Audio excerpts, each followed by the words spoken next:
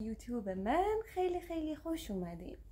توی این پارت ویدیو قراره با هم دیگه یه چیزی رو بررسی کنیم که شاید موقع دیدن اسکوید گیم زیاد بهش فکر نکرده باشین، اما مطمئنم بعضی از شما هم بهش برخوردین و یا حتی شاید بهش توجه کرده باشین. ولی این نکات و این چیزای ریزی که قراره با هم صحبت کنیم جز دلایلیه که باعث شده سریال اسکوید گیم انقدر هوادار و طرفدار و انقدر بازدید کننده داشته باشه. بریم که با هم دیگه اینا رو بگیم و براتون توضیح بدم. در ضمن کاری که من انجام میدم نقد یا بررسی چیزی نیست. من فقط میخوام با هم دیگه در مورد یه سری نکات سینماتوگرافی که من واقعا عاشقشون هستم و باعث میشه که یه سریالی رو ناخودآگاه داستانش رو بفهمی یا این که بتونی درکشون کنی یا این که اصلا خودتو جای اون نقش بذاری، این نکات باعث میشن و سینماتوگرافی باعث میشه که شماها و من این حس رو داشته باشیم. پس بزن بریم.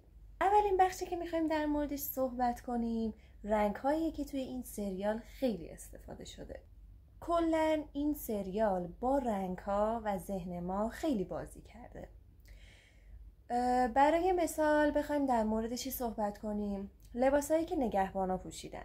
چرا رنگش قرمزه؟ همینجوری انتخاب کردن؟ قطعاً اینطور نیست.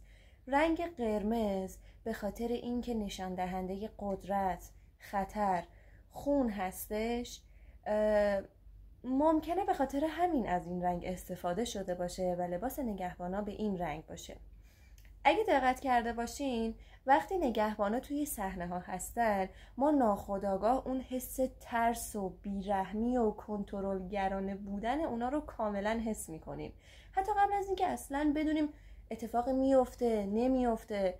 اینا یکی از دلایل بازی با رنگ این سریال هستش. رنگ بعدی که میخوام در موردش صحبت کنم رنگ سبز هست. اگه دقت کرده باشین لباس نگهبانا قرمز بود و لباس بازیکن‌ها رنگ سبز بود. سبز از نظر روانشناسی معمولاً به معنای طبیعت و یا صلح هستش، ولی اینجا یه حالتی داره که ناخودآگاه احساس میکنی آدم بی قدرت و بی پناه هستش. یعنی در اصل فیلمبردار و یا کارگردان، کسی که این نکات رو نوشته، منظورش این بوده که من میخوام با رنگ سبز اون حس بی قدرتی و بی پناهی شرکت کننده ها و بازیکن ها رو انتقال بدم که این نشون میده بازیکن ها هیچ تسلط و هیچ قدرتی روی زندگیشون رو ندارن توی این بازی.